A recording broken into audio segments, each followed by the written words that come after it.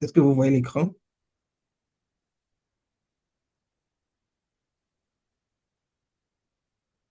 Oui, Oui, oui. elle est visible. Oui, c'est bon, on voit votre écran. OK. Donc aujourd'hui, on ira dans la continuité de ce qu'on a vu hier et on va passer du problème qu'on a formulé hier aux objectifs.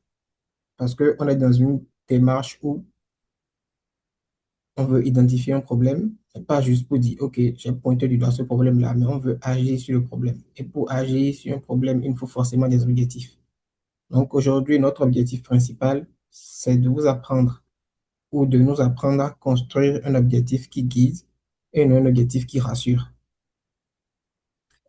Et comme je l'ai dit tantôt, pour les workshops, aujourd'hui, on va éviter ça. On va plutôt préconiser la prise de parole de chaque personne ou que beaucoup de personnes écrivent dans le chat. Donc, pour commencer, moi, je voudrais que quelqu'un me dise, deux ou trois personnes nous disent, pour eux, quelle est la différence entre un objectif qui guide et un objectif qui rassure.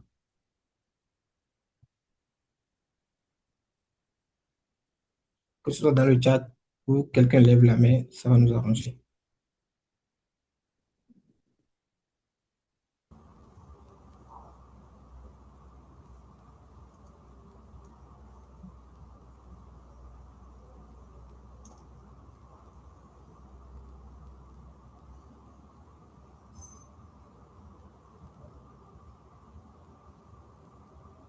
OK. Je demandais, est-ce que quelqu'un peut nous dire, selon lui, quelle est la différence entre un objectif qui guide et un objectif qui rassure, avant qu'on entre dans le vif du sujet. Oui, monsieur Aliou, vous avez la parole.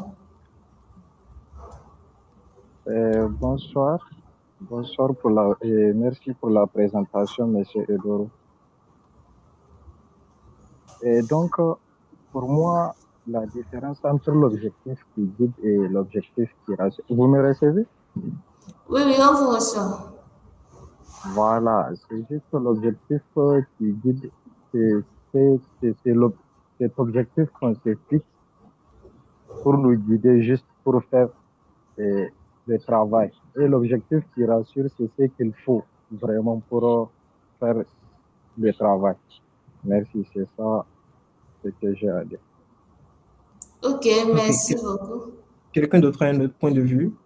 On Oui, peut prendre mais, quelqu'un juste parmi les monsieur, participants. madame Sina plutôt. C'est pas madame, c'est monsieur. Oh là là. Excusez-moi, excusez-moi, monsieur Sina, donc. Merci beaucoup. Donc, pour moi, la différence entre un objectif qui guide et un objectif qui rassure, en fait, un objectif qui rassure, c'est un objectif euh,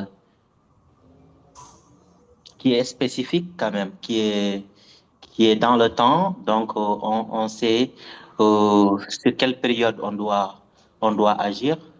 Voilà. Donc, et là, on, une direction qui est très précise pour la spécificité, mais également, euh, il est réaliste aussi. On sait que cet objectif-là, on peut arriver à le faire. Donc, dans le temps. Et notre objectif aussi doit cibler quelque chose. Mais un objectif qui guide, par exemple, euh, des enfants des mères qui n'amènent pas leurs enfants en vaccination, vous faites le constat par l'observation, vous faites peut-être même un entretien, mais après vous dites, je vais réduire, euh, je vais augmenter le taux de fréquentation. Vous le dites comme ça. Donc, et c'est un objectif qui vous guide, bon, mais qui rassure pas. C'est ce que je voulais juste souligner par rapport à ces deux concepts. OK. Je vois, il y a euh, des réactions dans le chat que je peux vous lire. Un objectif qui guide, c'est à orienter l'action. Il indique la direction, les priorités, ce qu'il faut faire pour avancer.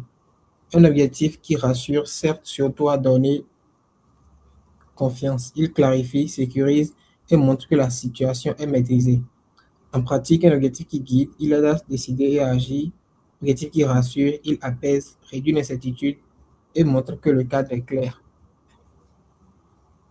Un objectif qui guide, un objectif qui rassure est un objectif qui a été déjà utilisé une fois, qui est pratique, qui a fait ses preuves et qui a abouti au résultat escompté.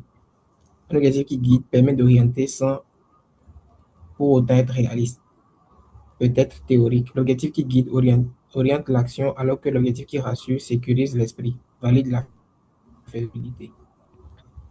Quand on prend en compte tout ce que vous venez de dire, est-ce que vous pensez que en voulant formuler vos objectifs, vous devez plutôt préconiser un objectif qui guide, un objectif qui rassure ou plutôt les deux? Vous pouvez écrire dans le chat. Ceux qui pensent qu'on va juste préconiser ce qui rassure, vous mettez rassure. Ceux qui pensent qu'on va préconiser ce qui guide, vous mettez guide. Et ceux qui pensent que c'est les deux qu'il faut viser, mettez les deux.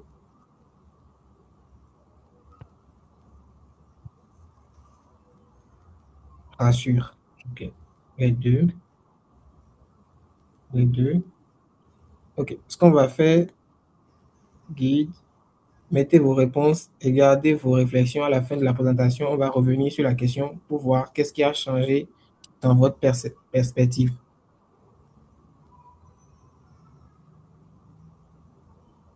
Donc, pour faire un petit rappel sur notre problème de santé qu'on a finalement, notre problème de santé communautaire qu'on a finalement formulé hier, on est parti d'ici avec en tête qu'on a un problème dans la zone de Tankoury. Et ce problème, c'est précisément que 70% des mères d'enfants de moins de 5 ans n'ont pas consulté lors du dernier épisode diarrhéique. Et quand on a fait notre documentation, on a vu qu'il y avait des causes comme la distance, la norme sociale et l'absence de relais communautaire. On ajoute ça pour pouvoir couvrir plusieurs zones dans la formulation de nos objectifs aujourd'hui. Donc, on suppose que quelqu'un vient dans la zone, on lui confie ce problème et il fixe comme objectif d'améliorer la santé des enfants à Tankoury. Donc, à travers cet objectif, ce que nous allons voir ce soir, déjà de 1, c'est de comprendre pourquoi cet objectif, par exemple, ne guide rien, de construire un objectif SMART de Tankoury avec vos interactions et vos apports, et de traduire cet objectif en plan d'action faisable.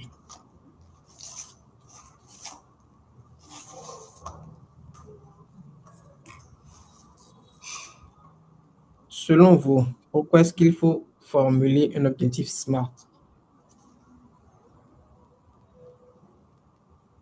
Vous pouvez utiliser des choses qui sont sur la diapositive pour répondre à la question, ou si vous avez d'autres idées, vous nous apportez avant qu'on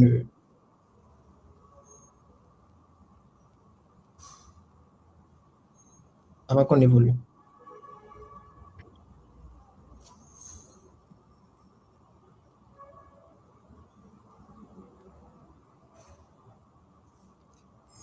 Oui, Pourquoi est-ce monsieur Emman. Ok, merci bien. Pour moi, je pense pourquoi il faut formuler un objectif SMART? Je pourrais dire que on doit formuler un objectif SMART afin de pouvoir circonscrire d'abord le champ d'étude, circonscrire ce qu'on veut faire, voilà, circonscrire nos actions, et puis aussi pouvoir mesurer ces actions-là. Et puis, les mesurer, les situer dans le temps, et puis, qu'on appelle ça, oui, c'est ça là. Donc, d'abord, il faut d'abord être spécifique, voilà, c'est-à-dire définir un seul objectif qu'on pourra atteindre, voilà, savoir le mesurer, et puis être temporel. Voilà, c'est pourquoi je pense qu'il faut choisir un objectif SMART. Merci. Oui, il y a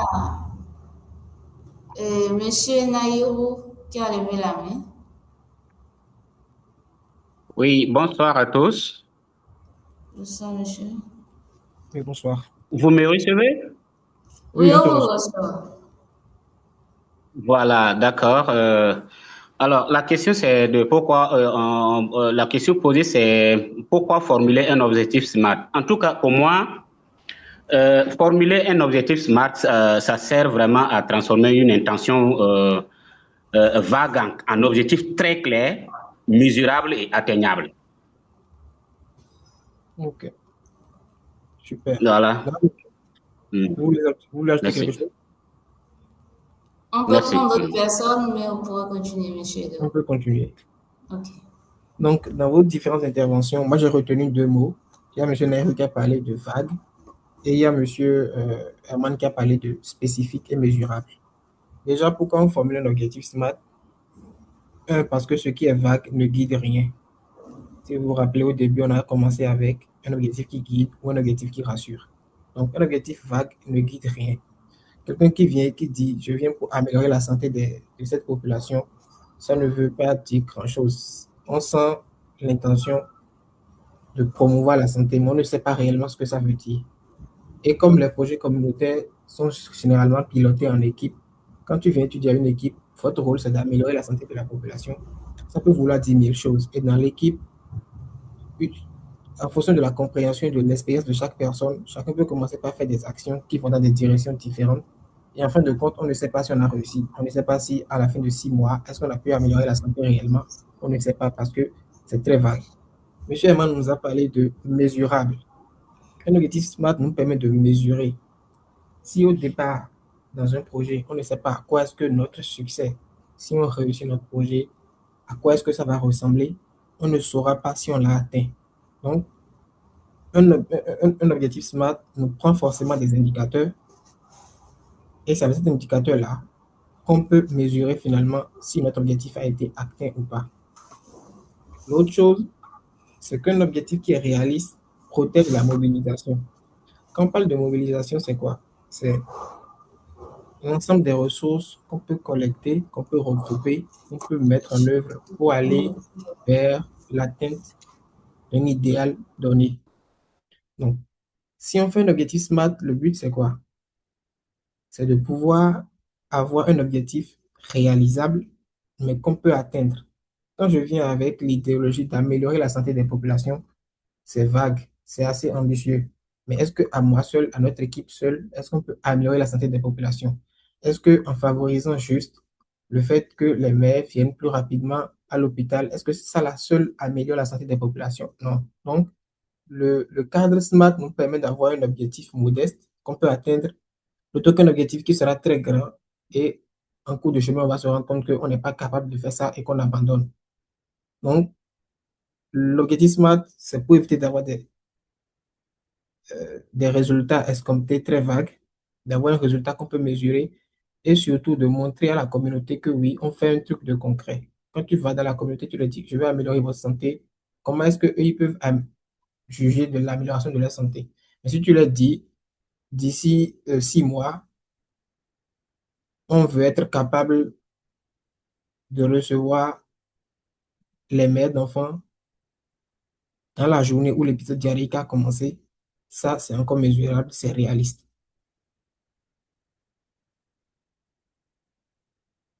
Donc, ce qu'il faut savoir, que dans le cadre d'un projet communautaire, on veut un objectif principal, un seul.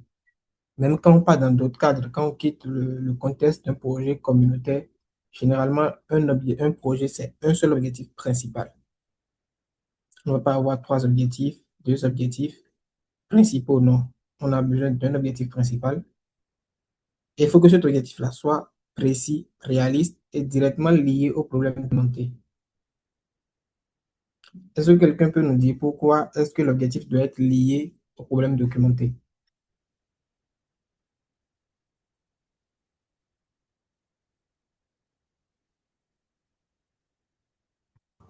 On peut désigner quelqu'un?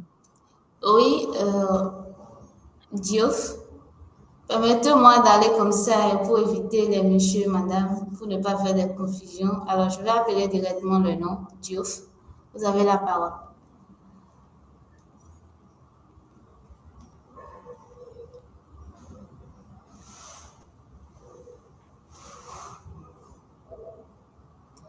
Votre micro est toujours fermé, hein?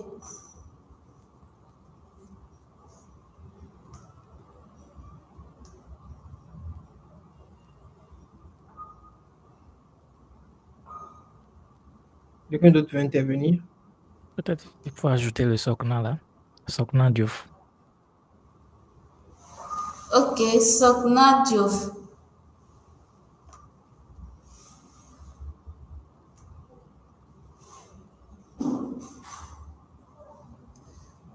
Peut-être qu'elle a un peu de problème de connexion. Oui, elle est là, elle est là. Bonsoir. Oui, nous sommes là.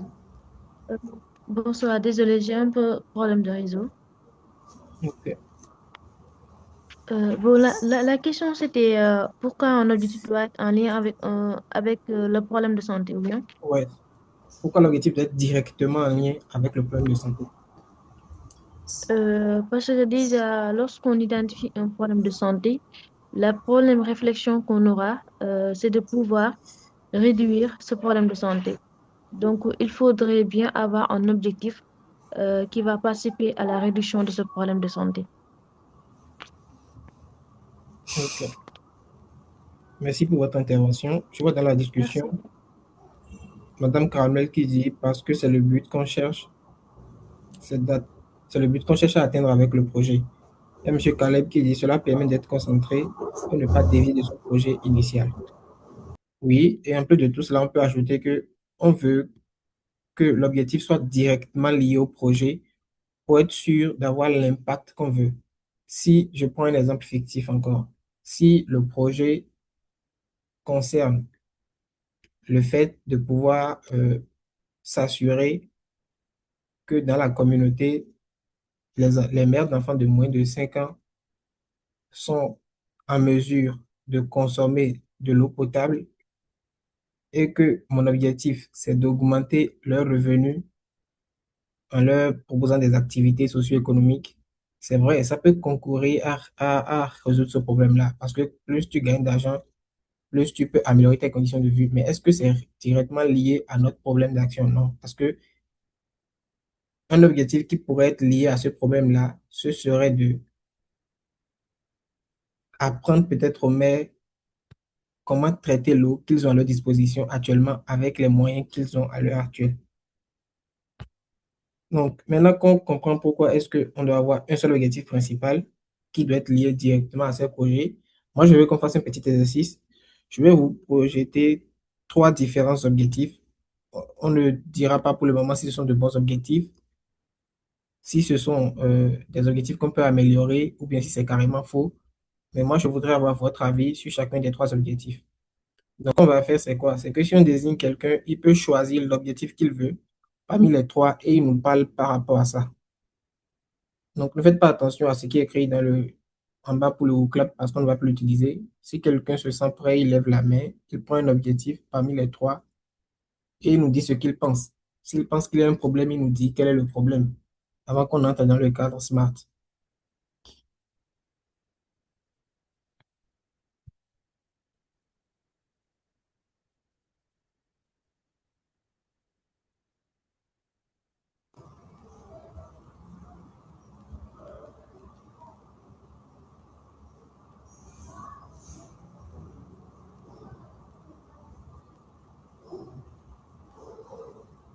Est-ce qu'il y a des volontaires? Oui, FIFA, mais pardon, vous avez la parole. Ok. Bonsoir à tous et merci pour la parole donnée. Je prendrai l'objectif 1 Ok? et mon commentaire. L'objectif 1 dit réduire la mortalité infantile dans notre zone de couverture. Moi, je dirais que cet objectif, elle est bien parce que pour notre problème de mortalité, tel que ça a été formulé, je crois que l'impact qu'on recherche, c'est de pouvoir réduire la mortalité. Donc, je trouve que cet objectif est bien formulé. C'est mon point de vue. Merci. D'accord. Quelqu'un d'autre veut réagir, soit par rapport au même Oh, objectif ou un autre objectif? oui, Sidoine Juste, vous avez la parole. Oui, bonsoir à tous. Oui, bonsoir. Et merci. Alors, je vais prendre l'objectif numéro un qui dit réduire la mortalité infantile dans notre zone de couverture. Je pense qu'il manque des trucs à cet objectif dans le sens que on veut réduire la mortalité, mais de combien? Est-ce que la mortalité était à peut-être 30% et nous on veut réduire ça à 10%? Donc, il manque sur ce plan-là de spécificité. Maintenant, dans notre zone de couverture, quelqu'un qui n'avait pas formulé le problème et qui est venu lire un document qui voit dans notre zone de couverture va se demander, mais dans quelle zone de couverture? Donc, ça manque aussi une précision, selon moi, sur la localité concernée. Bon, c'est ce que j'aimerais dire. Merci. Ok, merci Ok. beaucoup pour votre intervention. Quelqu'un d'autre veut parler sur Oui, un objectif ou un autre? monsieur, excusez-moi, bonheur, et je voudrais que vous Bonsoir. donniez votre pays avant de plancher, s'il vous plaît. Vous donnez Bonsoir. votre pays et vous continuez. Oui, allez-y, bonsoir, monsieur. Excusez-moi, je n'arrive pas à lever la main, c'est pour cela. Vous me recevez? Oui, on vous Oui. reçoit. Je pense que pour l'objectif 1, il y a un problème. Il y a un problème. Parce que un objectif doit avoir la durée, le temps et l'objectif.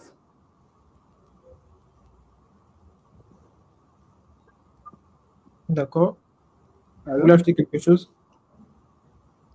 oui, je dis c'est un objectif doit avoir la durée, le temps et l'année pour laquelle il va terminer.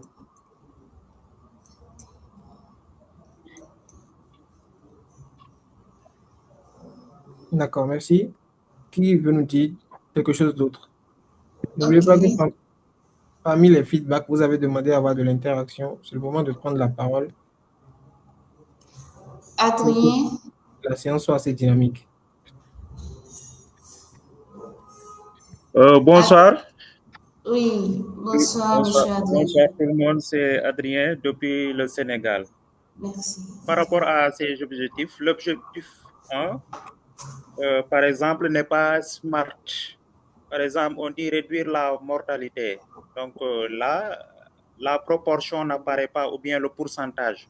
Réduire la mortalité infantile de combien dans dans notre zone de couverture. Et là aussi, c'est pas limité dans le temps, quoi. Il n'y a pas un délai. Donc, c'est pas smart. Si nous prenons l'objectif de obtenir l'affectation d'un médecin supplémentaire dans le centre de santé d'ici la fin de l'année, là, bon, il y a le délai, le temps est là-bas. Donc, par rapport à la proportion, bon, c'est un médecin qu'on doit augmenter. Là, on peut dire que c'est smart, c'est spécifique, atteignable.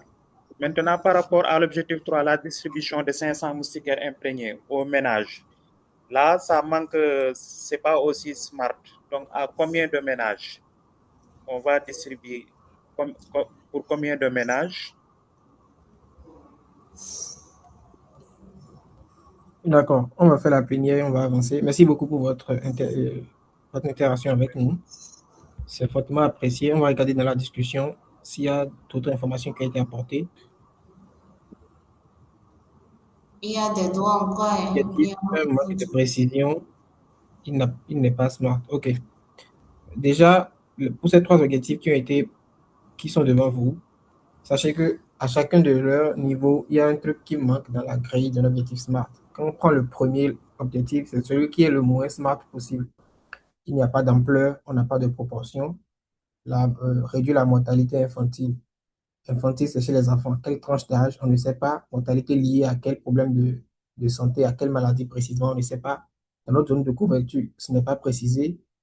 Le temps, est-ce que c'est pendant un mois qu'on veut faire ça? Est-ce que c'est pendant 5 ans? On ne sait pas. Donc, on ne saura pas à quel moment on va s'arrêter pour mesurer nos résultats. De obtenir l'affectation d'un médecin supplémentaire dans le centre de santé d'ici la fin de l'année. Ce qui est bien avec cet objectif, c'est quoi? C'est qu'on a le nombre, on veut un médecin supplémentaire, on le veut dans le centre de santé, on le veut d'ici la fin de l'année. On a ce qu'on peut mesurer, c'est spécifique, il y a la durée. Mais est-ce que obtenir l'affectation d'un médecin, est-ce que c'est réalisable? Un médecin supplémentaire, surtout sachant que dans nos communautés, il y a un problème de manque de personnel à tous les niveaux. Et quand on dit médecin supplémentaire, ça veut dire qu'il y a déjà un médecin et qu'on voudrait un autre médecin. Est-ce que c'est réalisable? Est-ce que c'est atteignable? Ça, c'est des questions qu'on peut se poser. Troisième objectif, comme le dernier participant l'a su bien dire, il manque le nombre de ménages auxquels on veut partager on veut distribuer les moustiquaires imprégnés. Par contre, ici, on a le temps. Juste que ici, le temps a pris un autre format. On a dit avant la saison des pluies. C'est juste pour dire, on n'est pas forcément obligé de dire d'ici 6 mois, d'ici 4 mois. Non, on a des repères temporels qui peuvent varier d'une région à une autre. Surtout qu'on est en communauté, il y a des informations qui passent plus lorsqu'on prend des repères déjà maîtrisés par la communauté. Donc, c'est quoi le cadre SMART? Le cadre SMART, c'est 5 questions, 5 critères qu'on doit respecter pour construire un objectif. S de SMART, c'est spécifique. Spécifique, ça peut prendre beaucoup d'explications. C'est précisément qui fait quoi ou concernant qui. Spécifique, c'est être précis. Un objectif qui est spécifique, c'est un objectif qui est précis. M, mesurable. C'est un objectif qu'on peut mesurer, qu'on peut jauger. La question à se poser, c'est comment je sais que mon objectif est atteint. Si je dis juste, je vais réduire la mortalité, comment je sais à la fin que j'ai réduit la mortalité? Je peux dire, OK, je vais réduire la mortalité de 6%. Donc, ça veut dire, peut-être au début, j'ai 40% et à la fin, je vais avoir 34%. Atteignable. Atteignable, c'est quoi? C'est bien beau d'avoir des objectifs, mais il faut qu'on soit en mesure, d'atteindre ces objectifs-là. Quand je dis atteignable, c'est est-ce que en me basant sur les ressources que j'ai à mon niveau, est-ce que je peux atteindre cet objectif?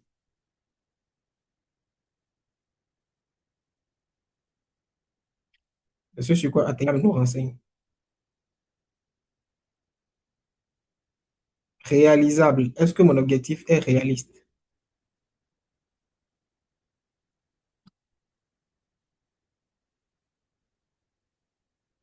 Est-ce que vous avez toujours accès à la présentation? Oui, Non, mais pour le comment ça ok. vient, ça vient. Sinon, c'est bon. C'est bon C'est à reparti votre déjà, niveau. mais toujours pas Ça fait encore comme bon. si... OK. Ok, c'est bon maintenant. Ré- Réaliste, c'est quelque chose qui est ancré dans le réel. Quelque chose qu'on peut faire, qui répond bien au problème. Généralement, quand on se rassure que notre objectif répond bien à un problème, généralement, si, admettons, dans la zone, il y a un seul point d'eau et l'eau qui est là-bas n'est pas de l'eau potable, et quelqu'un vient et dit, OK, on veut mettre à disposition de tous les ménages un point d'eau potable. Quand je dis mettre à disposition de tous les ménages, ça veut dire que ce que lui veut dans son projet, c'est qu'on passe dans chaque maison et on crée un point d'eau potable. Est-ce que c'est réaliste? Pas forcément. Ça va dépendre des ressources du milieu et de ce qu'il y a déjà comme configuration. T temporel, en combien de temps? Le en combien de temps est très très important. Pourquoi? Ça nous renseigne sur 2 à 3 choses. Premièrement, sur quel délai est-ce que mon projet doit s'étendre? Quelle est la temporalité dans ce qu'on veut faire? Temporel, le T nous permet aussi de savoir quand est-ce qu'on doit faire appel à des ressources qui nous dépassent. Parce que si je pars du principe que j'ai un projet sur 6 mois, et qu'au 5e mois, je vois que rien n'a changé, je dois commencer par déjà comprendre que soit les actions que j'ai mises en place ne sont pas en accord avec le problème de départ, soit mon problème a été mal identifié ou simplement que je manque d'assez de ressources pour répondre à ce problème seul. Donc, ces 5 critères, selon vous, est-ce que quand on veut formuler un objectif, on s'assure que les 5 critères soient présents dans le même objectif ou on fait un objectif par critère?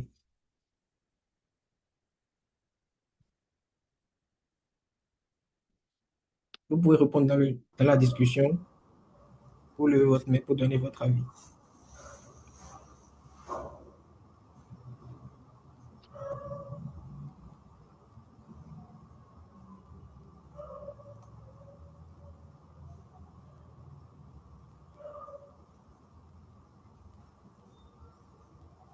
Il y a une réponse dans le chat.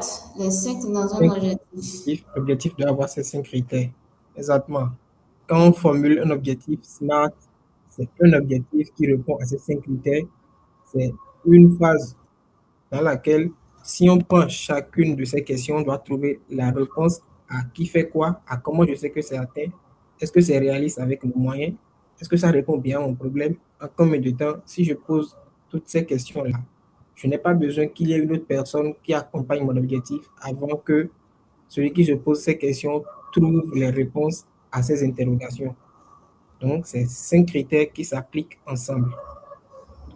On va faire le tour de ces critères-là, un à un, et en fin de compte, on va essayer de pratiquer avec notre problème précis de temps couru. Donc, spécifique, comme on l'a dit tantôt, c'est un objectif qui désigne clairement une population, un comportement à modifier et un lieu précis. La question à se poser, c'est qui est concerné, quel comportement doit changer, où exactement le comportement doit changer. Quand on prend notre exemple de départ, qui est d'améliorer la santé des enfants à Tankouri, c'est un mauvais exemple parce que Tankouri est assez grand, les enfants, c'est assez grand. On ne sait pas est-ce que l'action qu'on veut porter est sur les enfants eux-mêmes. Alors qu'un bon exemple serait peut-être de dire les mères d'enfants de moins de 5 ans du village de Tankouri consultent le centre lors d'épisodes diarrhéiques. L'idée que vous devez avoir en tête pour savoir que c'est spécifique, c'est que si votre objectif sur le plan, il peut s'appliquer à n'importe quel village du pays, ce n'est pas un objectif spécifique. Parce que quand je prends améliorer la santé des enfants à Tankouri, quand je vais dans un autre village, je peux juste enlever Tankouri là, je mets le nom du village. Ça veut dire que cet objectif, c'est un objectif passe-partout, il n'est pas spécifique, il n'est pas, donc sûrement pas adapté aux réalités de chaque village de ce pays-là. Mesurable. Mesurable, comme je l'ai dit tantôt, ça fait appel indiscutablement à la notion d'indicateur. L'indicateur, c'est ce qui nous permet de savoir si notre objectif est atteint. Souvent, c'est un chiffre, c'est un taux, c'est un nombre, c'est une proportion, c'est une quantité, ça dépend de sur quel projet communautaire on est. La question à se poser pour voir si mon objectif est mesurable, c'est comment savoir que j'ai réussi à la fin de mon plan d'action. Quelle est la valeur de départ? Quand j'ai identifié mon problème au départ, quelle est la valeur? Un objectif non mesurable, par exemple, c'est de dire augmenter la fréquentation du centre de santé. Augmenter la fréquentation du centre de santé, mais de combien? Si je finis quand je sais que j'ai augmenté la fréquentation du centre de santé, on pourrait dire, par exemple, passer de 30% à 60% des mères consultant lors d'un épisode diarrhéique. Ça veut dire quoi? Que je veux, avec mon plan d'action, que 30% supplémentaires des mères consultent lors d'un épisode diarrhéique. Généralement, lorsqu'un objectif ne sera pas mesurable, vous le saurez directement s'il n'y a pas de valeur de départ.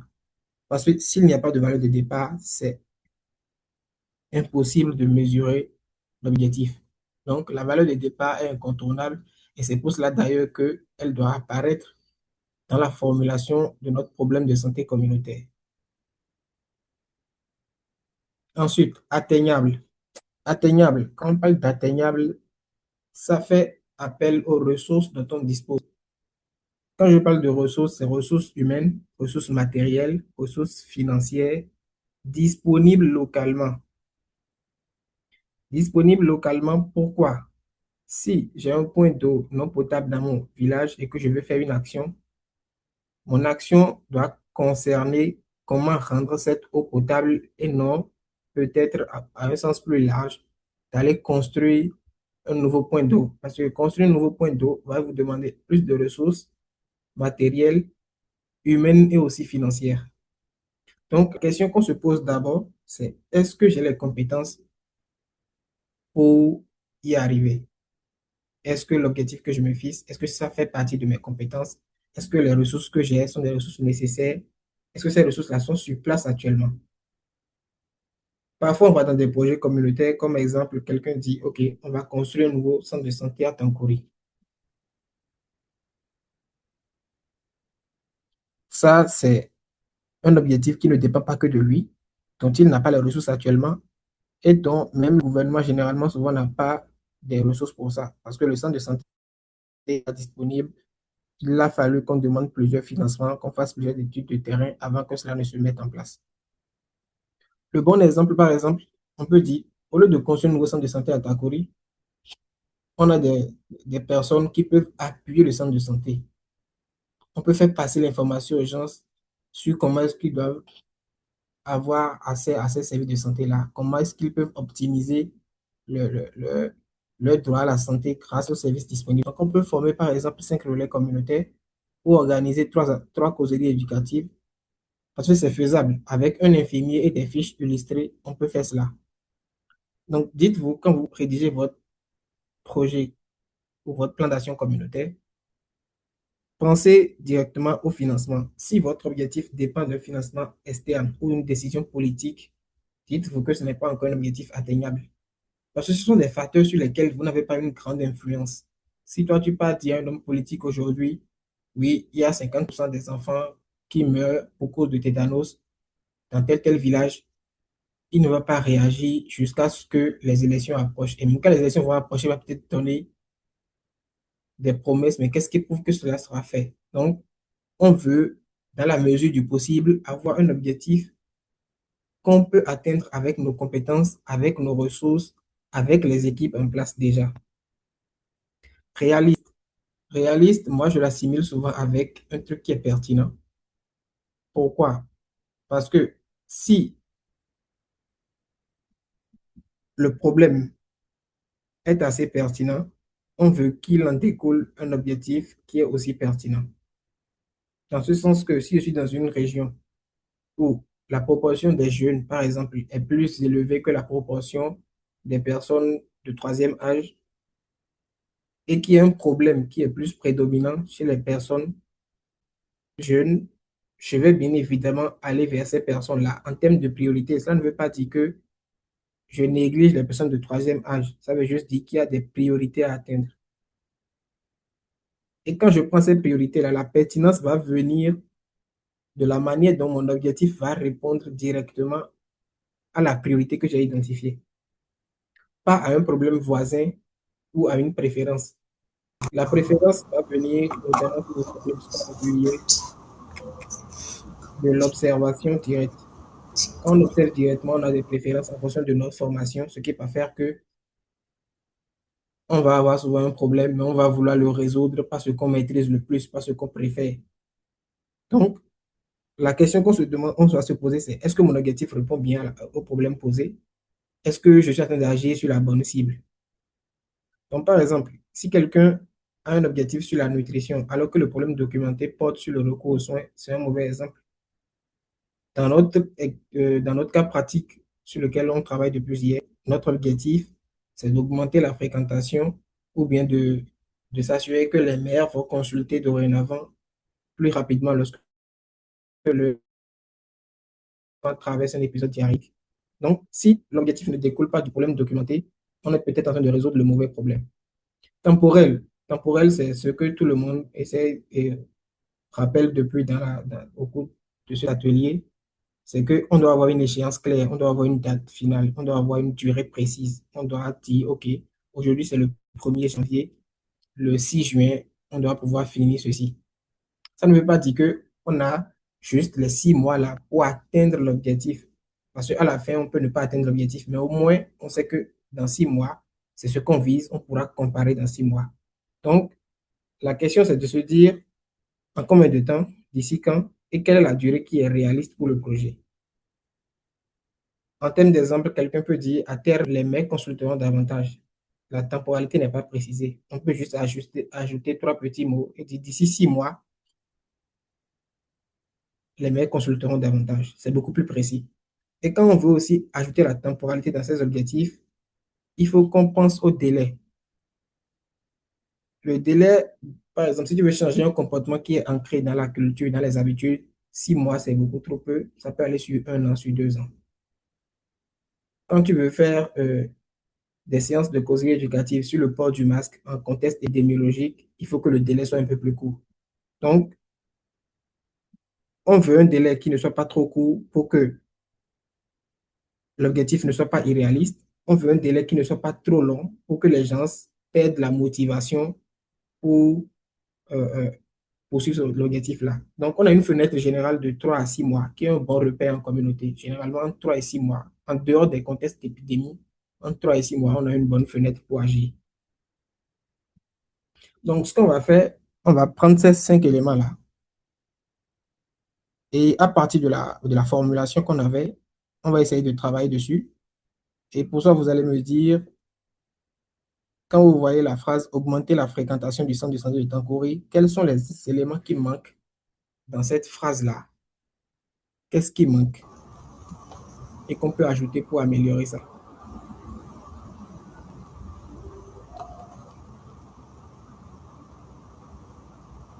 Quelqu'un veut prendre la parole? Vous pouvez désigner quelqu'un. Est-ce qu'il y a des volontaires? Je vois le temps. Oui, dans le chat.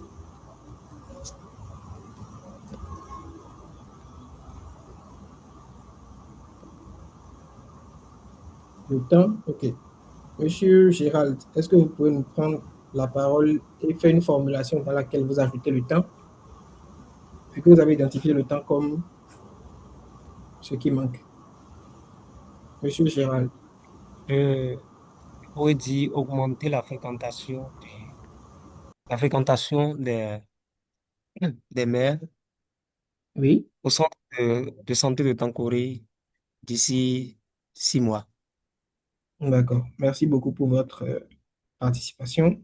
Monsieur Herman, je veux que vous augmentez la proportion en prenant en compte le temps que Monsieur Gérald vient de mentionner. Comme ça, on ajoute deux choses à la fois pour voir à quoi ça va ressembler.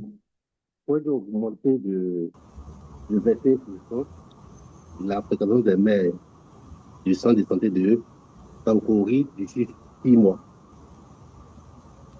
D'accord. Monsieur Hope, c'est monsieur ou madame? Est-ce que vous pouvez prendre la parole et nous ajouter la mesurabilité de l'objectif? Parce que je vois que vous avez écrit que l'objectif n'est pas mesurable. Selon vous, qu'est-ce qu'on peut ajouter pour que ce soit mesurable?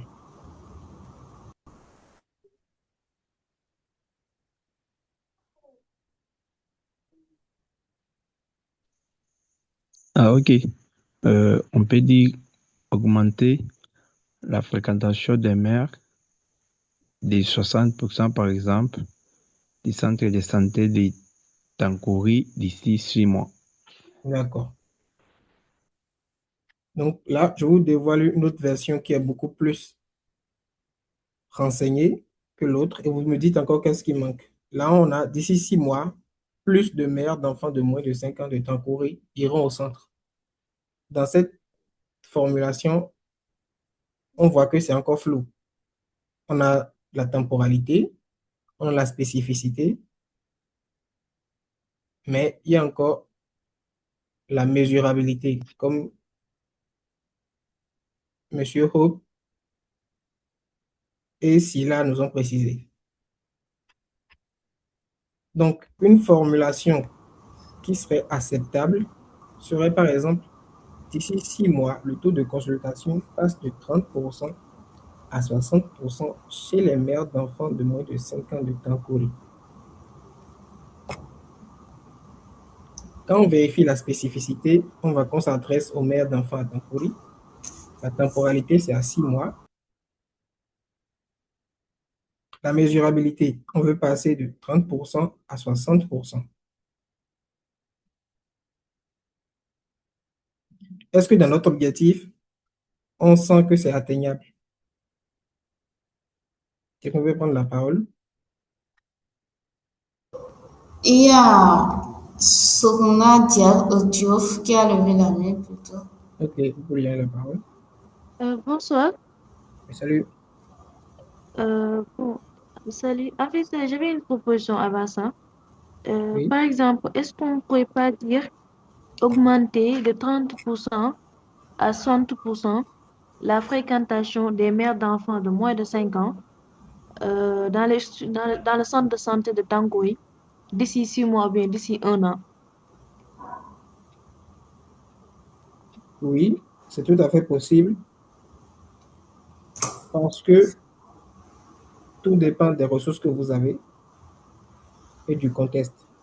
Mais on veut toujours avoir le maximum d'informations sur la grille SMART dans notre objectif. Et il faut que la personne qui lit l'objectif, qu'il sente que l'objectif est atteignable. Donc, la formulation que vous avez donnée, c'est une formulation qui est acceptable. C'est juste que les éléments sont tous présents dans la phrase ou dans le paragraphe qu'on rédige pour citer notre objectif.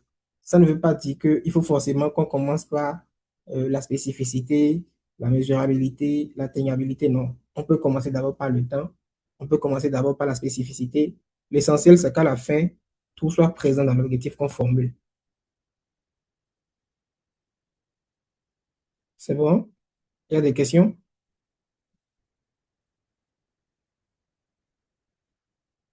Est-ce qu'il y a des questions? Il y a un monde qui a levé la main.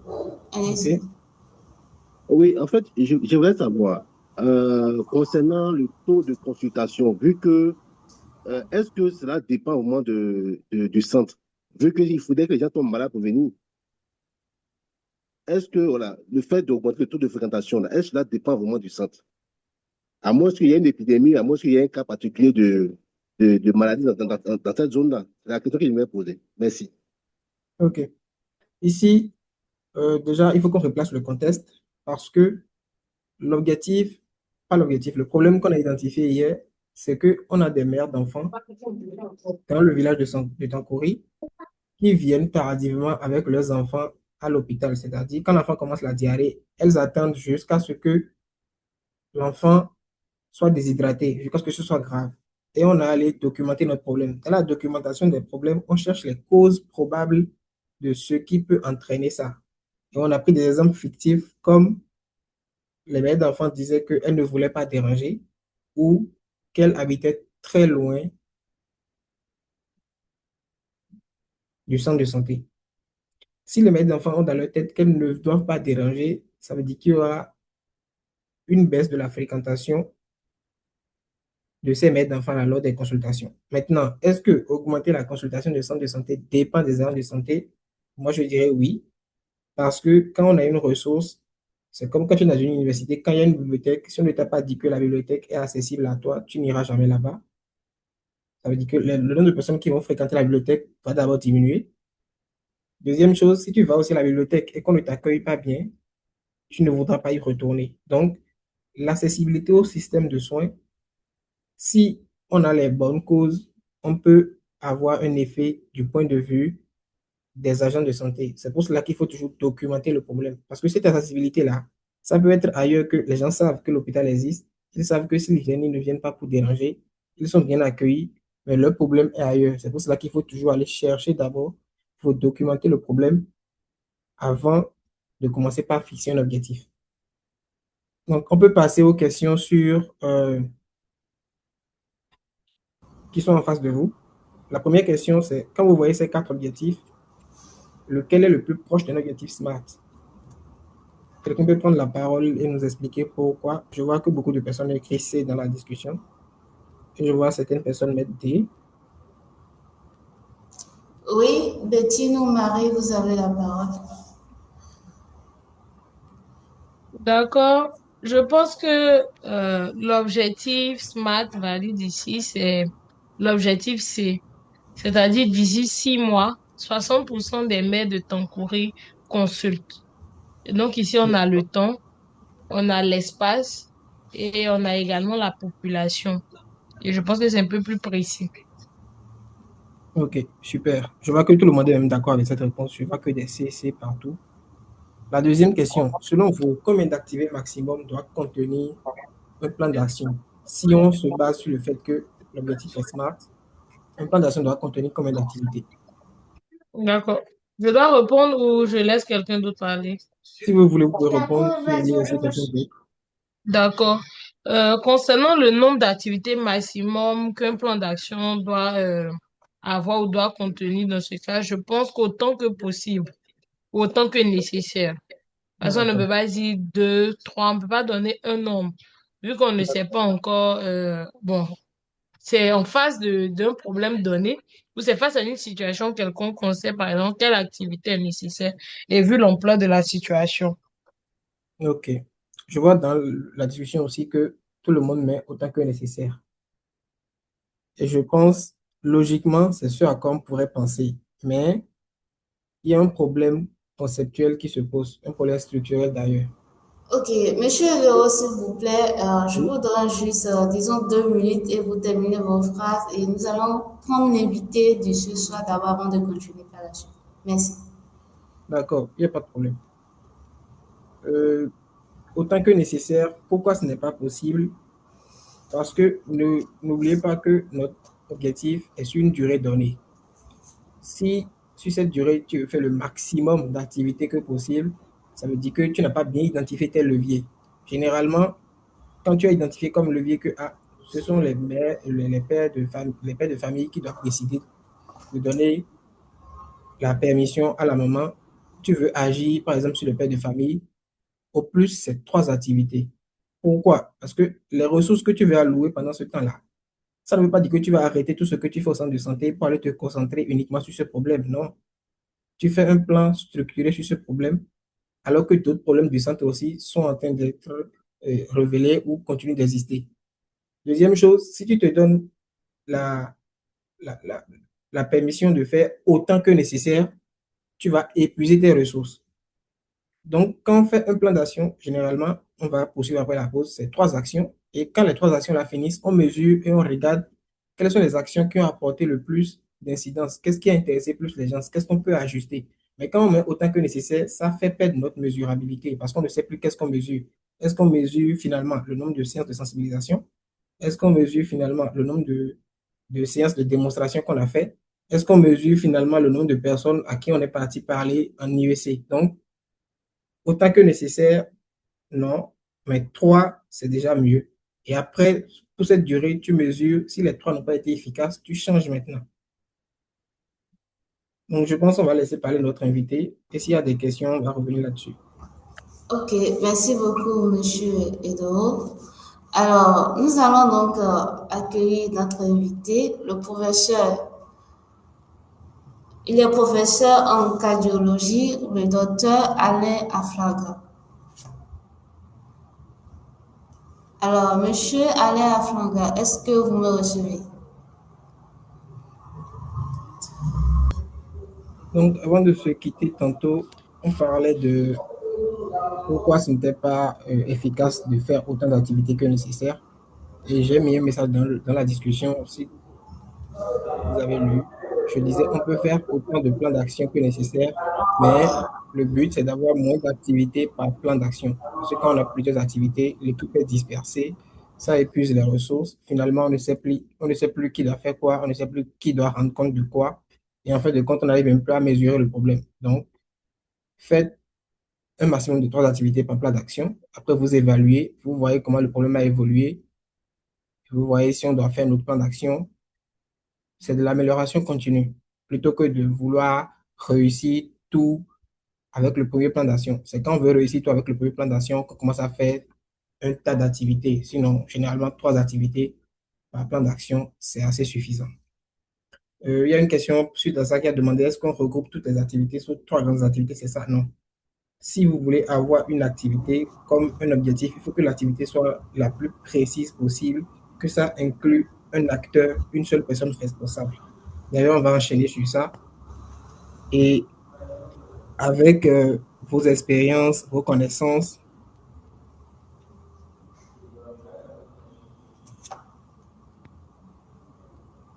vous me direz quelle action auquel vous pourrez penser avec ces objectifs-là.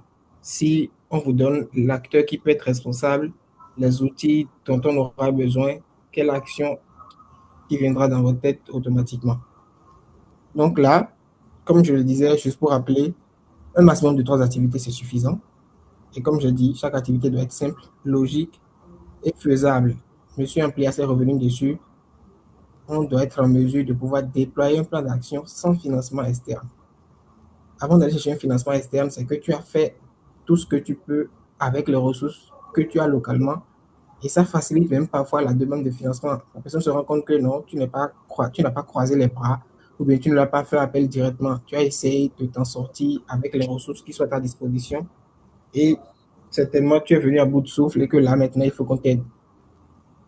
Donc, si quelqu'un peut prendre la parole pour le premier cas, dans notre problème de Tankori, par exemple, on veut une activité pour laquelle l'acteur principal sera l'infirmier du centre de santé. Les outils qu'on va utiliser, ce sont des fiches illustrées. Généralement, dans tous les centres de santé, il y a des fiches illustrées sur plusieurs thématiques. Donc, ça ne va coûter rien de plus. La compétence, normalement, l'infirmier est là. On est formé pour former d'autres personnes, on est formé aussi pour communiquer. Donc, pour vous, quelle peut être l'action qui peut découler de ça? Dans le chat, où quelqu'un va prendre la parole.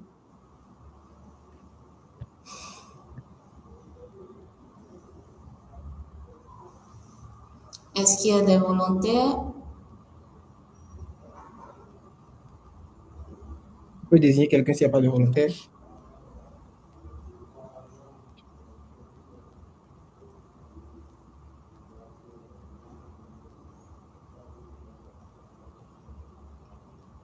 Ou bien vous reformulez la question pour Monsieur Deo.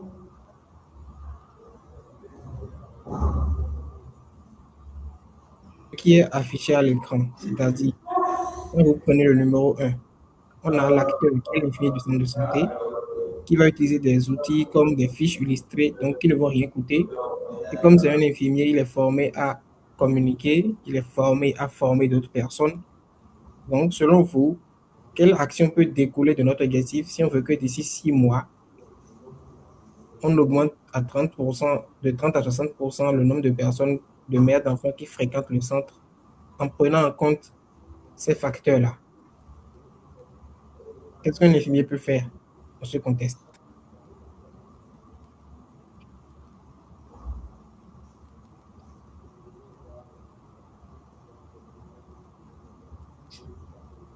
Qui veut nous aider?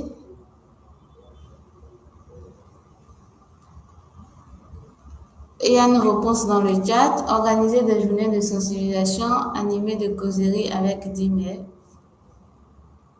OK. Organiser des journées de sensibilisation, animer des causeries avec Timet, oui, c'est très faisable. En ce qui concerne les actions, les perspectives vont venir en fonction de l'expérience de chaque personne, des ressources matérielles et de la disponibilité et aussi des autres problèmes qui sont au même moment que ces problèmes-là. Donc, moi, ce que moi j'ai proposé ici, c'est de former des relais communautaires. Donc, on peut se fixer comme objectif de former 5 relais communautaires sur les signes d'alerte diarrhéique et les critères de consultation urgente. Mais quelqu'un d'autre aussi peut ne pas faire transitionner l'information par les relais communautaires et aller directement vers les mères d'enfants, comme ce qui a été dit dans le chat, ou faire directement des visites à domicile, ou encore sensibiliser à travers des séances de causerie par lot de 10. OK, deuxième point. Si on parle de cette première action-là, ça veut dire que nos acteurs maintenant, ce sont les relais communautaires qui seront formés à cette étape.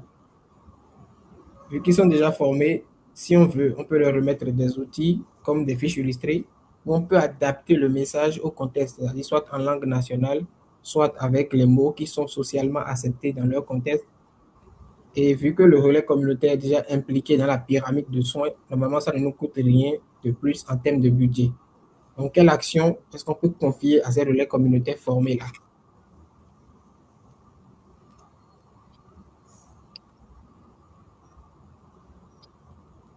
Dans le chat, où quelqu'un veut prendre la parole?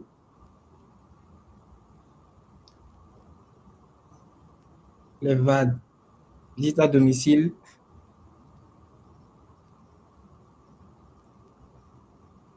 Organiser des VAD chaque semaine pendant 4 mois.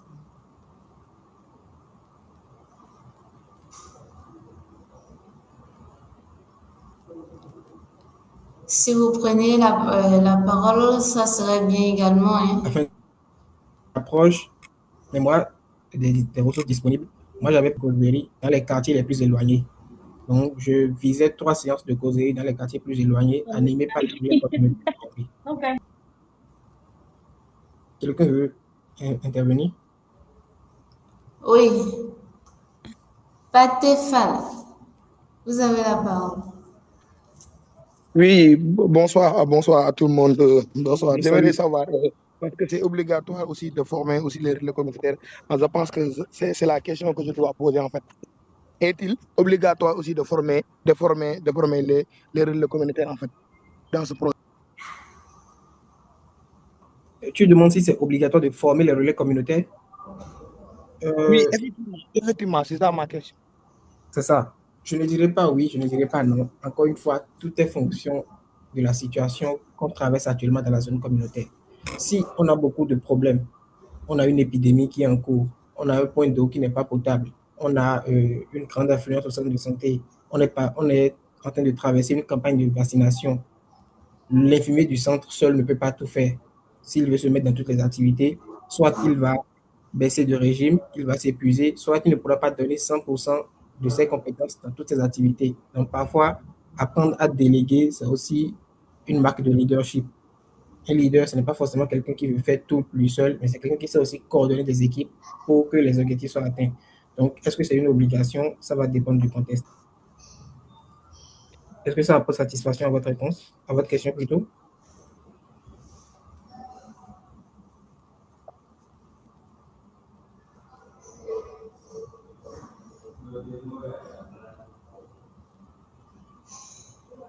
Est-ce que la réponse vous est claire? Patéphane, vous nous écoutez, s'il vous plaît?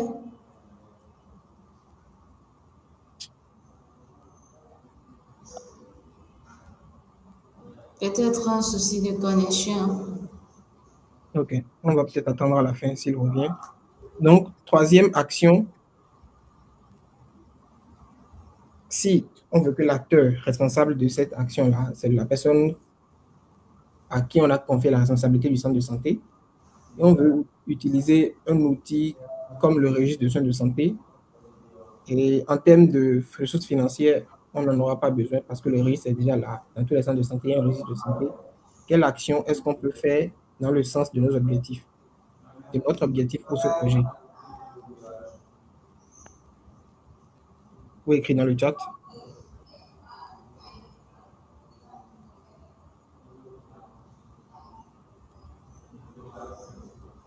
Essayez d'imaginer une action qui sera pilotée par le responsable du centre avec le registre de santé et qui ne nécessitera plus de ressources financières.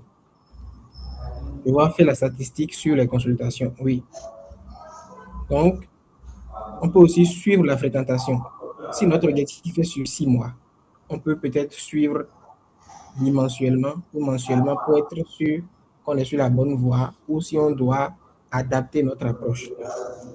Donc, grâce au registre existant, le responsable du centre peut nous fournir des statistiques en temps réel. Il peut peut-être remarquer que, juste après les 3 séances de causerie, là, le taux de fréquentation a augmenté de 5%. Ça nous donne quelle information? Ça nous donne l'information qu'il faut intensifier les séances de causerie. Il peut remarquer que, juste après que les relais aient été formés et qu'ils ont apporté l'information, ils sont allés juste dans les quartiers les plus éloignés. Donc, la fréquentation a seulement augmenté pour les gens dans les quartiers qui sont plus éloignés. L'information que ça nous donne, c'est qu'il faut qu'on fasse aussi une information adaptée pour les personnes qui sont dans les quartiers les plus proches. Donc, passer d'un objectif à un plan d'action, à des activités concrètes, nécessite de base que l'objectif soit smart, soit bien précisé, soit lié à une temporalité, soit réaliste, atteignable et mesurable. Ce qu'on va faire, je vais vous proposer 2 problèmes de santé autres que le cas de Tankouri. Et dans le chat, dans la discussion, si quelqu'un veut lever la main pour prendre la parole, vous allez essayer de nous proposer des objectifs qui prennent en compte la spécificité, la mesurabilité, l'atteignabilité, le réalisme et la temporalité. On peut aller sur ça pour clôturer la séance d'aujourd'hui. On est déjà proche de la fin. Essayez de réagir pour qu'on aille plus vite.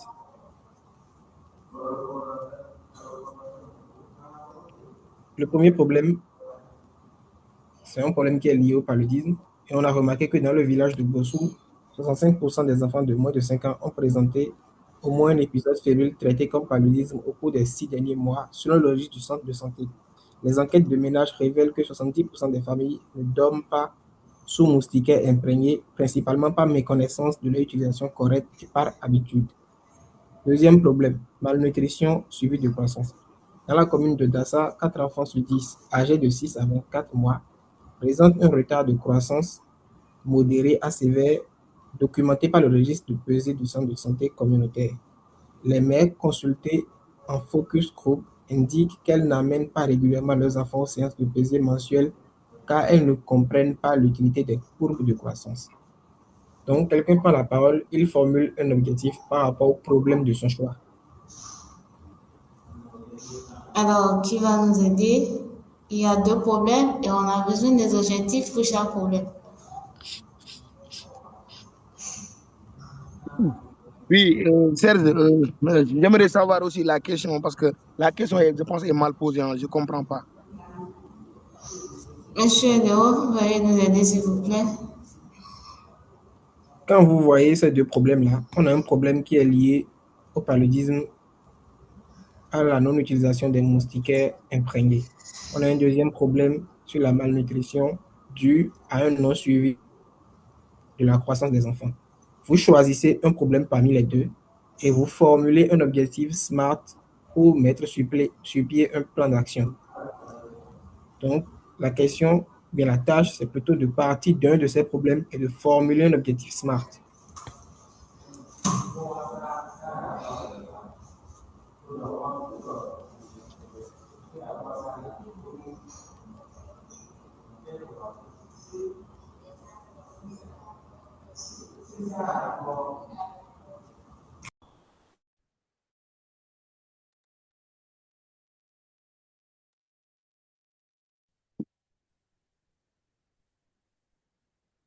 Il y a un écrit dans le chat.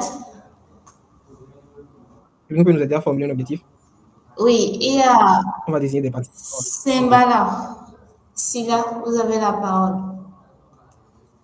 Voilà, merci. Moi, je vais essayer de donner un objectif par rapport à un des problèmes que j'ai identifiés.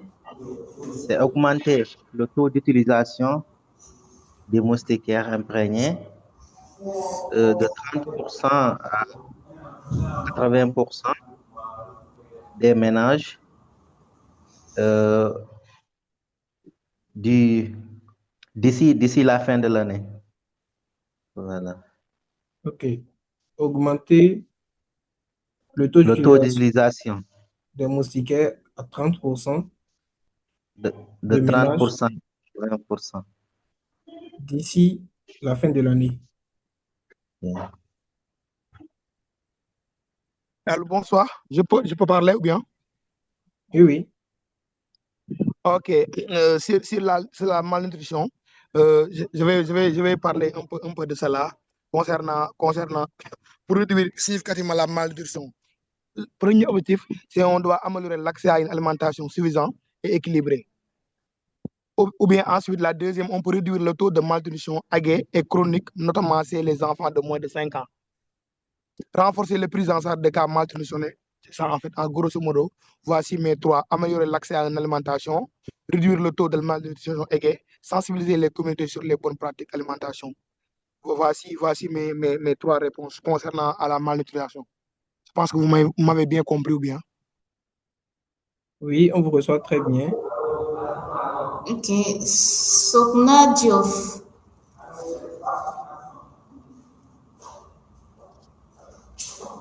Bonsoir. Sokna Diouf.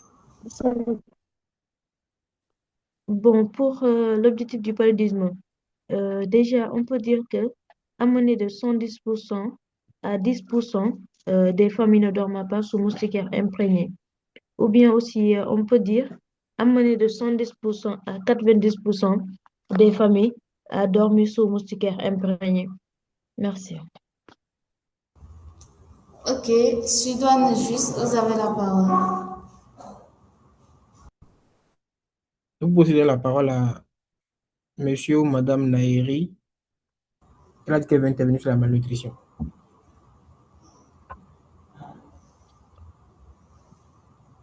Ok, Oui, allez-y. oui, c'est Monsieur Alobou Naïri. Ok. Voilà, je souhaiterais effectivement intervenir sur la malnutrition, le cas de la malnutrition là. Alors, moi, je vais formuler mon Oui. objectif en tenant compte du SMART. Oui. Euh, voilà, donc je pense que comme objectif, je pense que d'ici 6 mois, c'est-à-dire octobre, d'ici 6 mois, augmenter de 40 à 70% la proportion d'enfants âgés de 6 à 24 ans participant régulièrement, par exemple, aux séances mensuelles de suivi de croissance dans D'accord. la commune de Dassa et Super. réduire de 10% la proportion d'enfants présentant un retard de croissance modéré à sévère en renforçant la sensibilisation des mères sur l'utilité des courbes de croissance et en améliorant l'accessibilité et l'attractivité des séances de pesée. Alors, comme plan d'action, par exemple, en un, je peux mettre l'accent sur la sensibilisation des mères en organisant des causeries éducatives mensuelles dans les quartiers, villages axés sur l'interprétation des courbes de croissance et les risques de retard de croissance. Aussi, utiliser des supports visuels simples, les courbes expliquées, images locales et des démonstrations pratiques. On peut également impliquer les maires, leaders ou relais communautaires pour renforcer l'adhésion. Également, renforcer des capacités du personnel. Former les agents aussi de santé, les agents de santé communautaire à la communication interpersonnelle et à l'éducation nutritionnelle, par exemple. Et bon, on peut également même ajouter, standardiser par exemple les messages clés à transmettre lors des séances de pesée là. Ok. Voilà. En troisième point, par exemple, on peut mettre l'accent aussi sur l'amélioration de l'accessibilité des séances en mettant en place, par exemple, des séances de pesée avancées, stratégie mobile dans les zones éloignées. Et on peut adapter ensuite les horaires aux disponibilités des mères. Par exemple, tôt le matin ou bien fin de la journée, fin de journée. En 4, par exemple, on peut également introduire une mobilisation communautaire en collaborant avec les leaders, par exemple, communautaires et religieux pour Ok. promouvoir, par exemple, la participation. S'il Monsieur vous plaît, Nairi, monsieur, voilà. Allez-y merci pour directement votre, sur l'objectif. Je pense que merci ça pour a votre été dit. intervention. Ce que je remarque, J'ai pas compris. merci beaucoup pour votre information, pour votre intervention. Je voulais juste préciser quelque chose. Oui. C'est que là, avant qu'on ne donne la parole à monsieur Tierno qui dit qu'il n'arrive pas à lever la main, je voulais juste revenir un peu sur ce que monsieur Alobo nous a apporté. Là, ce que M. Alobo nous a montré tout à l'heure, c'est que pour un même objectif, il y a plusieurs activités possibles, il y a plusieurs Voilà. activités qui peuvent amener vers l'atteinte d'un objectif. Mais Exactement. pour le restant de santé, on ne va pas traiter le même objectif pendant un mois et oublier les autres objectifs. C'est pour cela que, C'est ça.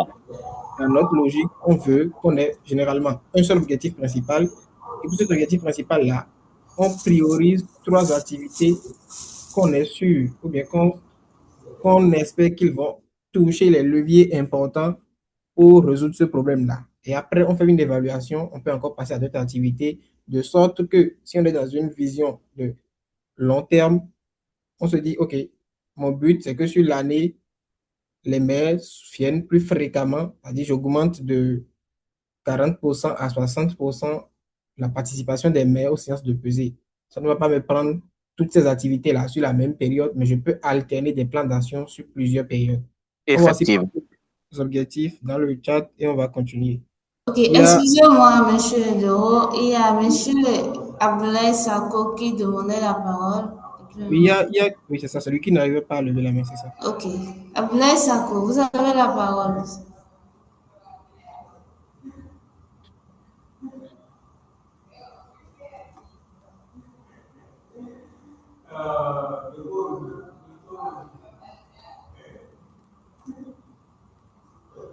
Abdoulaye Sako, est-ce que vous nous recevez?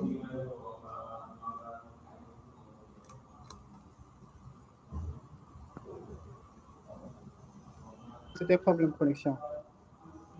Ok, allez-y. À mon avis, 70% de la population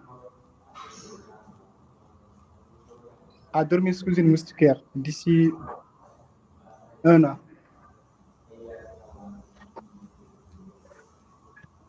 Vous me recevez? Oui, on vous reçoit. On vous reçoit très bien. À mon avis, 110% de la population a dormi sous une moustiquaire d'ici 1 an. Oui, ça c'est pour le premier problème. Merci beaucoup pour votre intervention. Oui. De ce que je remarque, c'est que je vois dans le chat aussi de belles propositions d'objectifs qui prennent en compte plusieurs critères du SMART. Donc, à chaque fois, il faut toujours se poser ces questions-là et ajuster son objectif en fonction du fait que ça représente tous ces critères-là. Ça prouve que ce qu'on est en train de partager ce soir entre nous, ça entre déjà dans certaines pratiques. Donc, pour faire un résumé bref sur notre problème de Tankouri, notre objectif, finalement, ça peut prendre la forme d'un paragraphe ou même d'une seule ligne. On peut dire, d'ici 6 mois, le taux de recours au centre de santé communautaire de Tankouri lors des épisodes diarrhéiques chez les enfants de moins de 5 ans passera de 30 à 60% parmi les maires du village, grâce à la formation de 5 relais communautaires, à l'organisation de 3 séances de causerie dans les quartiers éloignés et au suivi mensuel de la fréquentation via le registre du centre. Donc, ce sont des formulations de ce type-là. Ça ne veut pas dire qu'on va prendre cette même phrase et juste changer les mots dedans. Vous pouvez retourner la phrase dans tous les sens que vous voulez, mais à la fin de cet atelier, de ces journées de la PPC, vous devez nous donner des formulations comme cela. Donc, juste pour finir, quelles sont les 3 erreurs souvent qu'on fait lorsqu'on veut formuler un objectif? Souvent, on met des objectifs trop ambitieux parce qu'on veut prouver qu'on travaille ou généralement, c'est parce qu'on n'a pas bien identifié le problème ou qu'on ne remarque pas l'ampleur du problème. Donc, quelqu'un peut venir dire, OK, on veut éliminer la mortalité infantile liée à la diarrhée à Tankori en 3 mois. Est-ce que éliminer une mortalité en 3 mois, est-ce que c'est faisable? Donc, le conseil pour pallier à ça, c'est de viser un changement modeste mais mesurable. On peut quitter de 30% à 50% dans le taux de fréquentation plutôt que de vouloir passer de 0% à 100% qu'on ne va pas finalement atteindre et qu'on va abandonner. Parfois aussi, on fait un objectif trop institutionnel, comme l'objectif qu'on a vu au début, le deuxième objectif, qui voulait qu'on affecte un médecin supplémentaire dans la zone. Ça, c'est lié au ministère, c'est lié à la politique, ce n'est pas de notre contrôle. Votre objectif doit le plus possible dépendre de vos actions. Si vous ne contrôlez pas un levier du problème, ce n'est pas un objectif pour vous. Vous pouvez formuler des recommandations, mais c'est pour cela d'ailleurs on dit recommandations au ministère ou bien recommandations à la zone sanitaire, mais ce n'est pas à vous de formuler l'objectif pour la zone sanitaire parce qu'eux aussi, ils vont identifier les problèmes à leur niveau et formuler leur propre objectif.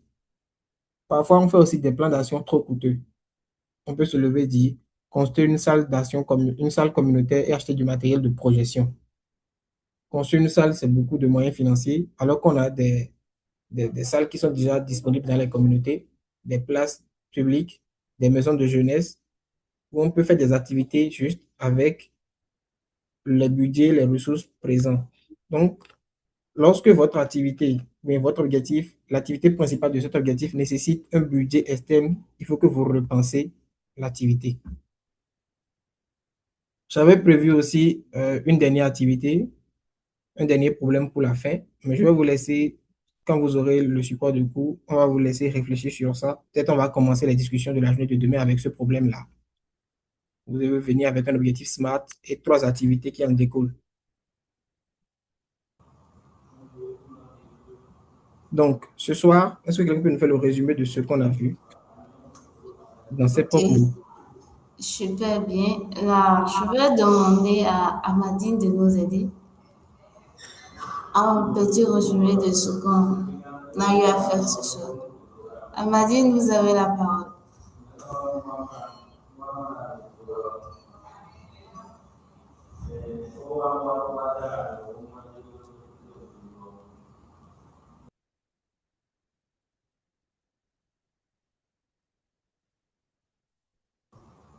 Amandine, est-ce que vous nous recevez?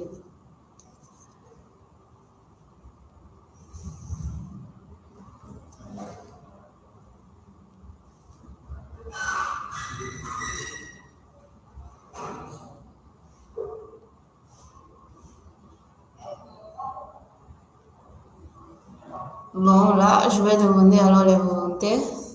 Pour ne plus désirer les volontaires.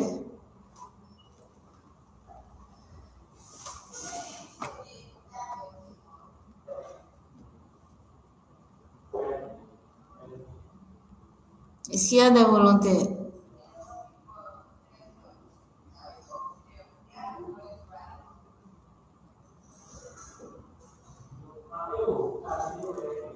Oui, bonne heure, allez-y.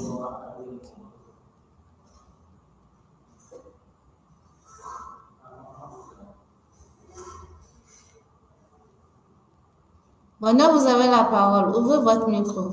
Votre micro est toujours fermé.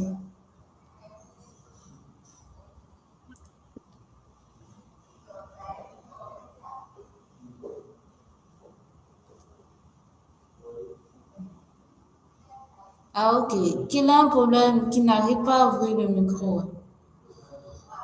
Quelqu'un d'autre peut nous... Oui, Patéfal, allez-y. Peux-tu poser la question, s'il te plaît, si c'est possible, parce que je ne comprends pas dans ce point-là. Parce que Ok, ma réseau on n'est pas voudrait, stable. Je ne comprends pas effectivement la question posée. En fait. on On voudrait que voulait juste, vous... Ok, allez-y, monsieur Léo. on voulait juste que quelqu'un nous fasse le résumé de ce qu'on a vu ce soir.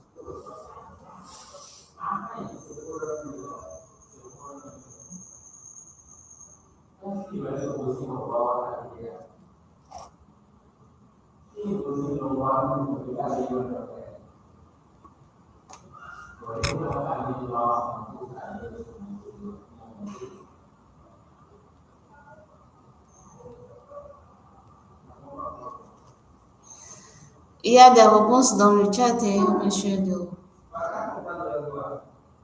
Ok, Kamel, allez-y.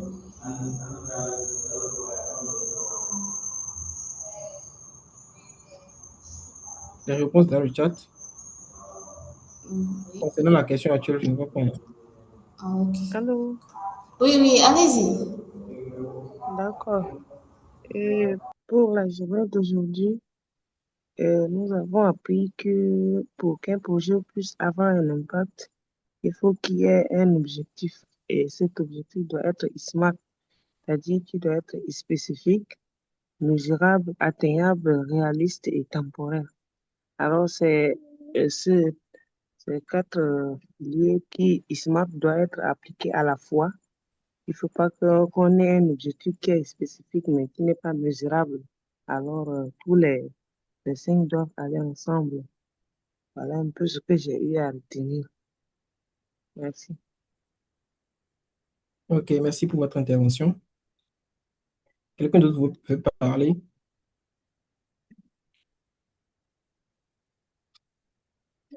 N'oubliez pas que quand vous demandez de l'interaction, il y a une grande partie de la responsabilité qui vous revient aussi, c'est celle d'intervenir. Sinon, il y aura l'espace pour l'interaction, mais il n'y aura pas d'interaction.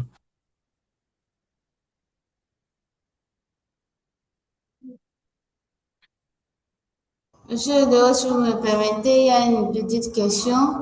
On demande Oui, si on peut utiliser Lava Solution dans notre contexte. l'arbre solution Oui. ou l'arbre problème, c'est deux méthodologies qui sont liées. Le problème de cette méthodologie, c'est qu'il y a souvent un biais. Dans l'arbre solution ou dans l'arbre problème, on se base généralement sur notre observation directe et sur notre compréhension, notre expérience du terrain. Alors que n'oubliez pas que dans un projet communautaire, il y a un facteur qui est très important, qui est la participation communautaire. Généralement, l'arbre solution, c'est une réflexion individuelle ou bien qui reste parmi souvent les personnes qu'on juge que c'est eux qui ont la compétence de parler des problèmes de santé. Donc, généralement, c'est souvent le responsable du centre, l'infirmier. On vient avec des solutions déjà prêtes pour les personnes, alors qu'on est dans une démarche de de participation communautaire. La Bras Solution peut être toujours utilisée parce qu'on est dans une démarche de leadership actuellement, où ce qu'on demande plus aux gens, c'est qu'on peut prendre cette Bras Solution-là, mais le construire quand même avec la participation de la communauté. Ok, super bien. Il y a d'autres questions? Est-ce qu'il y a d'autres questions, s'il vous plaît?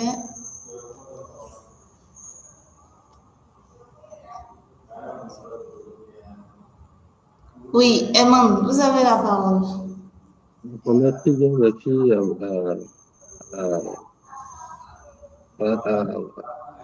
j'ai oublié le nom du professeur là, c'est Lagono, c'est là, pardonne-nous, voilà. On ne sait pas de nous Oui, pardonne, oui. pardonne-nous là pour son intervention. Après, j'aimerais revenir un peu sur les objectifs, en fait. Bon, on a juste un arrière-plan académique, hein. On sait que on a deux types d'objectifs, l'objectif général et puis l'objectif spécifique. Lorsque on formule l'objectif général, forcément, on a un objectif spécifique et à partir de cet objectif spécifique, on peut au moins avoir des activités. Mais ici, dans ce que vous allez faire aujourd'hui, on parler directement d'un objectif à aboutir aux activités. Voilà. Il y a, il y a, il y a, là- il y a ce chose-là. Donc, j'aimerais savoir, est-ce qu'on n'a pas forcément besoin d'objectifs spécifiques ici? Voilà, c'est juste ma question. Merci. Ok. Objectif spécifique, comme le dit déjà le nom, spécifique. Spécifique, c'est le premier S de SMART. Quand tu fais un objectif principal qui est SMART, automatiquement, ça doit être un objectif spécifique. C'est pour cela qu'au début, vous allez remarquer que j'ai mis quoi? Que pour un projet communautaire, on veut un principal objectif SMART. L'objectif spécifique et l'objectif général, c'est qu'on est dans un contexte académique, dans un contexte de recherche, mais dans un contexte analytique. Ici, n'oubliez pas que ici, on est en intervention communautaire. Donc, on veut agir sur des leviers précis.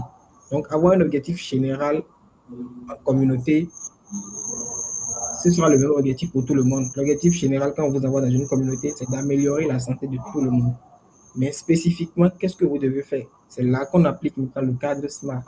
Donc, il faut faire une part entre la démarche académique, la démarche de recherche, la démarche plus abstraite et la démarche communautaire qui est une démarche d'intervention, une démarche de pratique et une démarche de spécificité. Donc, objectif spécifique, dans notre cadre ici, si ton objectif reprend aux critères du SMART, tu n'as plus besoin d'aller formuler encore un autre objectif spécifique.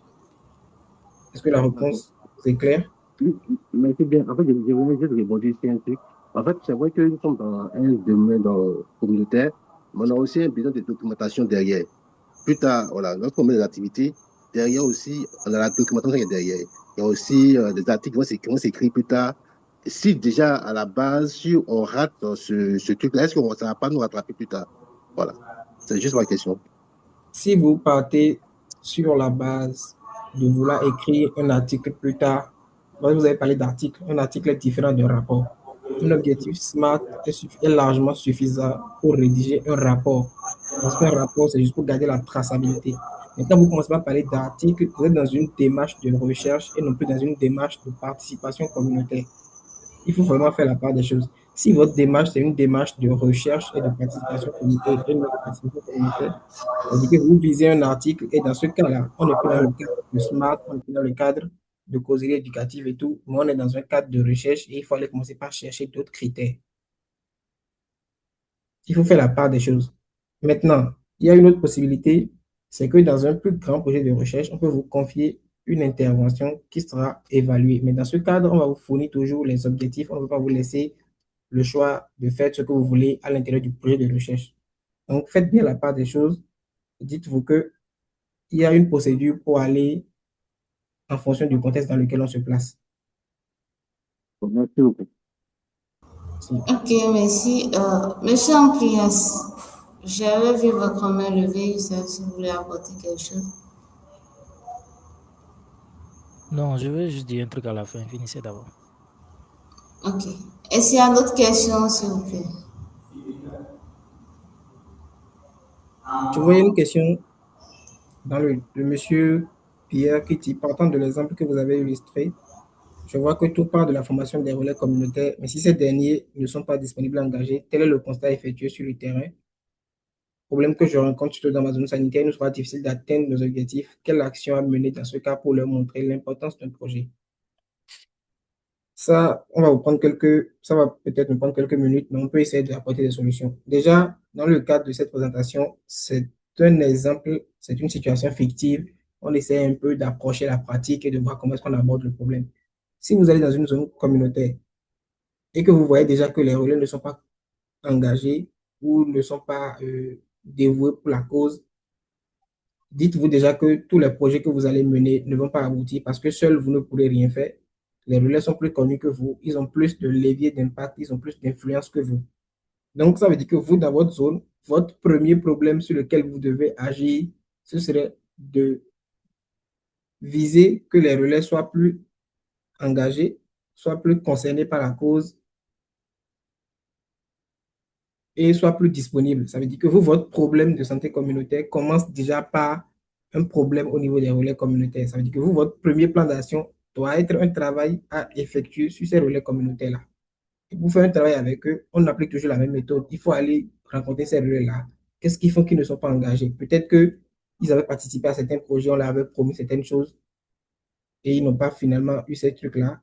Ou peut-être que la personne avec qui ils travaillaient avant ne leur montrait pas du respect. Ou peut-être que la personne avec qui ils travaillaient les prenait juste comme des exécutants. C'est-à-dire, on les appelle juste à faire telle chose, on ne les implique pas assez. Donc, comme on l'a dit hier, chaque zone communautaire aura ses particularités, aura ses réalités, il va falloir s'adapter. Et parfois, on est obligé de passer d'abord par régler les problèmes qu'il y a au niveau des relais communautaires. Parce que le travail de santé communautaire se fait en équipe. Il va falloir d'abord passer par régler le problème que ces relais-là ont avant de pouvoir atteindre les problèmes de la population. D'autres questions?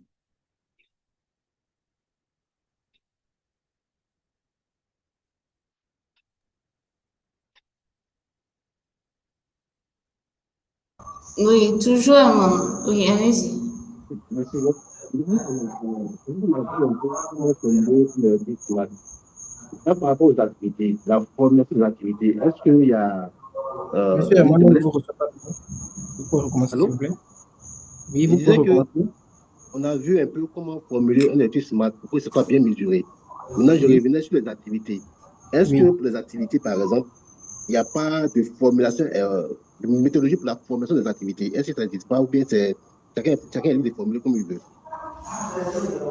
Comme pour l'objectif, chacun est libre de formuler comme il veut, pas vous dire. Forcément, il faut que ton objectif commence par d'ici 6 mois ou bien d'ici tel nombre de mois. Il y a comment dit-on, c'est comme une rédaction à l'école ou bien dans un autre contexte. Il y a des parties qu'on veut voir. Maintenant, dans ces parties-là, chacun est libre de formuler ses parties comme il veut. Et dans tous les cas, lors des 2 dernières journées qui seront vraiment pratiques, assez sur vos problèmes, dans les groupes, il y aura des intervenants qui vont vous expliquer qu'est-ce qu'il faut faire, par exemple, pour une action, on veut forcément un verbe d'action. Donc, il y a certains petits critères qui doivent figurer, mais il n'y a pas une formulation, on va dire, OK, c'est sujet plus verbe plus complément, non. Je ne sais pas si on se comprend. Oui, oui, oui, oui. Merci bien. OK. Merci. Donc, aujourd'hui, on parlait principalement des objectifs SMART et quand on va venir sur comment dit-on, le volet pratique, vous aurez aussi des conseils sur comment formuler correctement ou bien quels sont les éléments qui devaient apparaître dans la formulation d'une action.